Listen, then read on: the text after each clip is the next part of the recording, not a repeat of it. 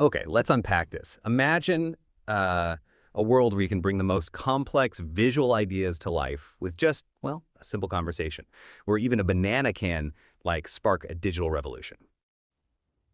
That's the fascinating space we're diving into today. Welcome to the Deep Dive. We're here to pull out the really important nuggets of knowledge from the tech world, maybe with a few surprising facts, and hopefully just enough humor to keep you, hooked. So our mission today, to really explore Google's latest AI innovation. It's got this fun nickname, Google Banana, right? But officially, it's known as Nano Banana, or Gemini 2.5 Flash Image. And look, this isn't just another update.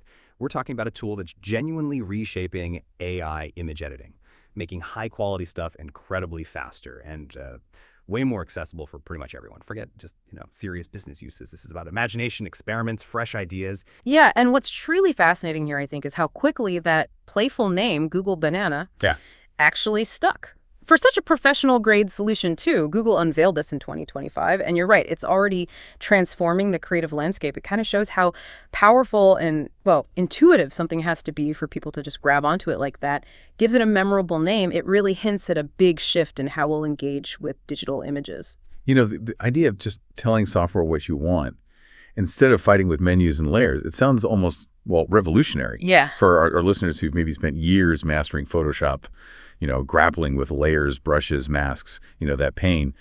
Nano Banana promises to turn that whole complex dance into, like you said, a simple conversation. Is that really a radical shift or just, a new interface? Oh, it's absolutely a paradigm shift. The core idea is exactly that. Conversation, not complexity. And why it matters, it isn't just convenience. This approach truly democratizes high-quality image editing. It just removes those huge technical barriers that used to keep these tools just for folks with specialized training. Now pretty much anyone can bring their visual ideas to life, which I think encourages critical thinking about how AI can really augment human creativity at scale. And the speed, that's just game-changing. Things that took hours, now maybe seconds. And that magic, it's powered by advanced natural language processing, NLP, and machine learning. You literally type what you want to happen, and the model just does it in seconds. Think about it. Instead of all that fiddly manual work, you could just say, make the background look like a sunset. Or merge this product into a modern living room scene, and boom, it delivers almost instantly. It's like having this super skilled assistant who just gets what you mean. Exactly. Gets it without you needing to know the technical steps. But okay, Nano Banana isn't just a cool trick, right? It has some serious superpowers. Let's talk features, because these tackle some real headaches for creators. How many times have you started an AI edit and then the image just degrades or things start looking weird after a few changes? That's a massive pain point. Huge. And this is where Nano Banana brings in something really crucial: consistency in multi-stage editing. Google DeepMind really stressed this. It ensures that, unlike some other tools, your subjects keep their, visual integrity, even through lots of edits. Yeah, that focus on maintaining likeness is a really significant step forward. Like the DeepMind leads pointed out, subtle flaws really matter when you're editing photos of, say, friends, family, pets. Close but not quite the same. Just feels wrong. It needs to be precise, especially with faces or animals people care about. So Nano Banana's ability to keep that fidelity makes it genuinely useful for personal stuff, not just professional. Exactly. And it goes further. It's natural language processing for image edits. It's not just basic commands. It interprets really complex, nuanced prompts. Yeah. You could tell it, like, add a futuristic skyline in the background, but make it glow with neon colors. And it understands that level of detail. That's impressive. Getting nuance right is hard. Totally.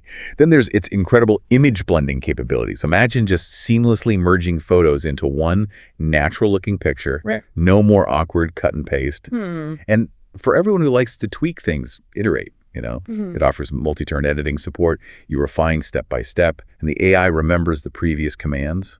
It has context, which is vital when you're sort of sculpting an idea. Oh, multi-turn is absolutely critical, not just for perfectionists, like you said, but for collaboration, too. It lets you have that back and forth, that iterative process.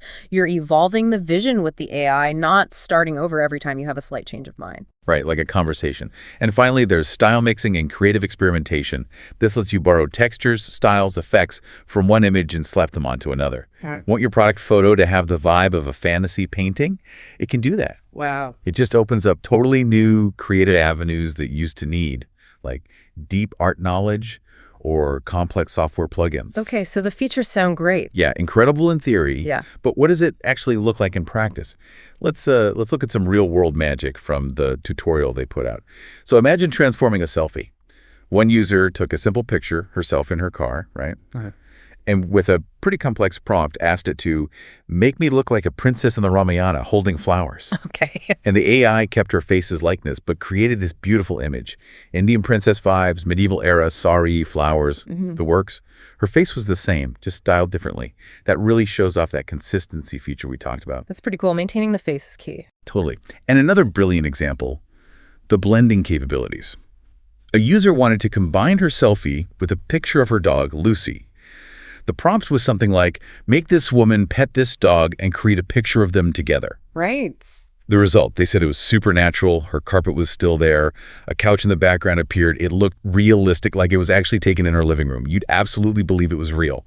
No weird shadows, no awkward pet floating in space. Yeah, those examples really drive home how Nano Banana isn't just for artists. It's changing things across loads of industries: marketing, social media, branding, graphic design, even e-commerce with stuff like virtual try-ons.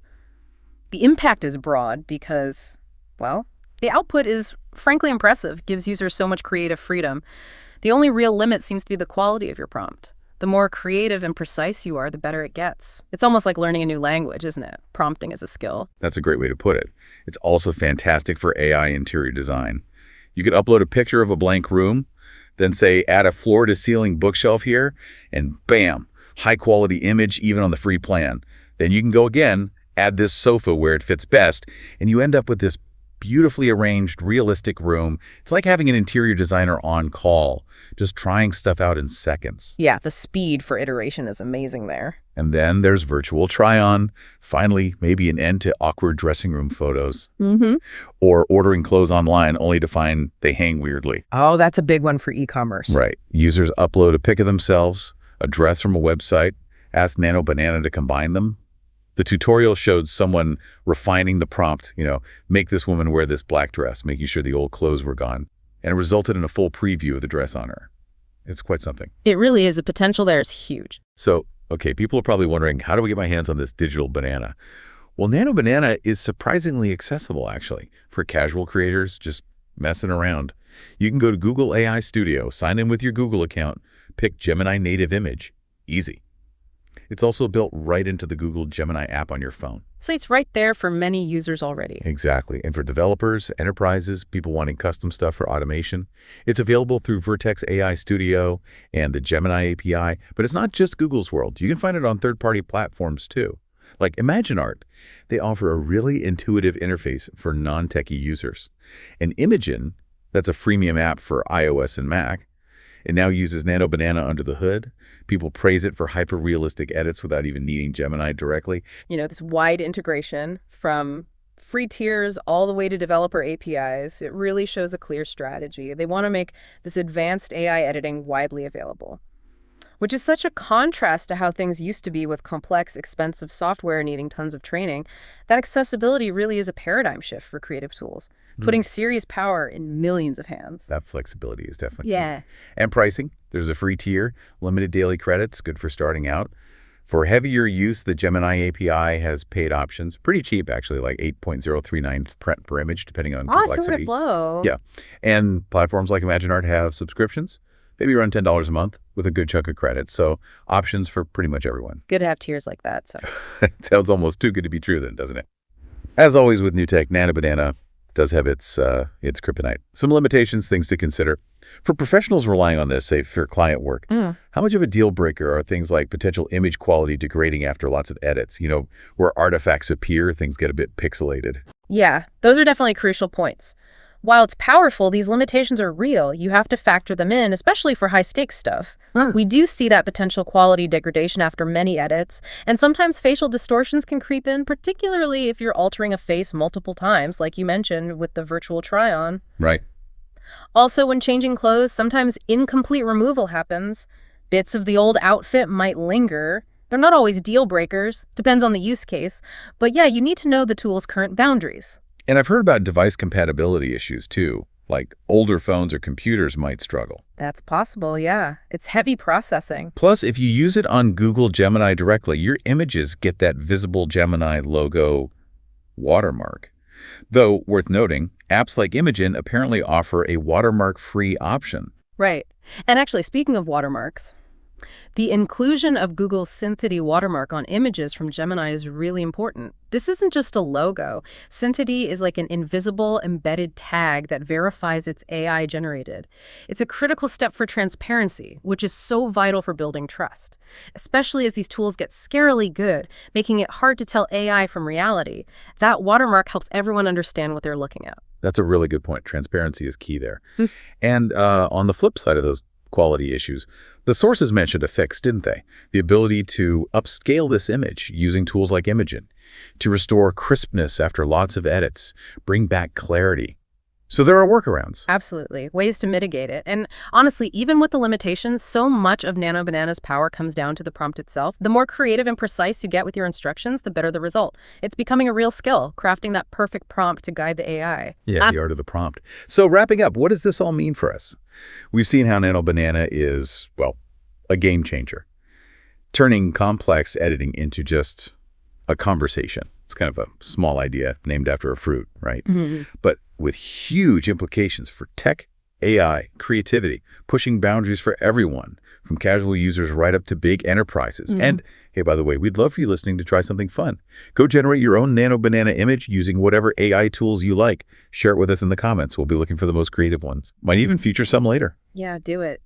And stepping back, looking at the bigger picture with tools like Nano Banana, that line between reality and digitally altered images just keeps blurring, doesn't it? It makes it harder to know what's real.